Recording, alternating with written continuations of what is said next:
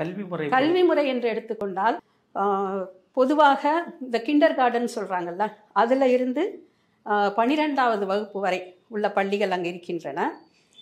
இது இரண்டுக்கும் முற்பட்டதை pre school என்று சொல்வார்கள். அந்த கிண்டர் கார்டனுக்கும் முற்பட்டது. அந்த ப்ரீ ஸ்கூல் என்பது கட்டாயமாக செல்ல வேண்டும் என்ற ஒரு நிபந்தனை எல்லாம் அங்கு கிடையாது. இங்குதான் நாம் பால்வாடி என்று சொல்கின்ற அந்த பள்ளிகளில் போய் 2 வயது குழந்தையை கூட விட்டு வந்து விடுகின்றோம். அதுபோல் அங்கு 3 வகையான பள்ளிகள் செயல்படுகின்றது. நம் நாட்டை போல தான் தனியார் பள்ளிகள் உண்டு, அரசு பள்ளிகளும் உண்டு. அதை தவிர்த்து ஹோம் ஸ்கூலிங் என்று அந்த பள்ளியும் இயங்கிக் கொண்டிருக்கிறது.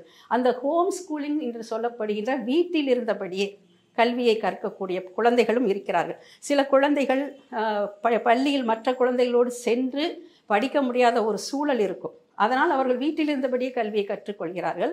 அந்த ஹோம் ஸ்கூலிங் நடத்துவதற்கு அந்த டிஸ்ட்ரிக்ட் அதிகாரிகளிடம், கல்வி அதிகாரிகளிடம் அனுமதி பெற்று தான் அதை நடத்த வேண்டும். இந்த கிண்டர் கார்டனிலிருந்து 5வது வகுப்பு வரை உள்ள பள்ளிகளை எலிமெண்ட்ரி ஸ்கூல், தொடக்கப்பள்ளி என்று அழைக்கிறார்கள், நம்ம ஊரை மாதிரி தான்.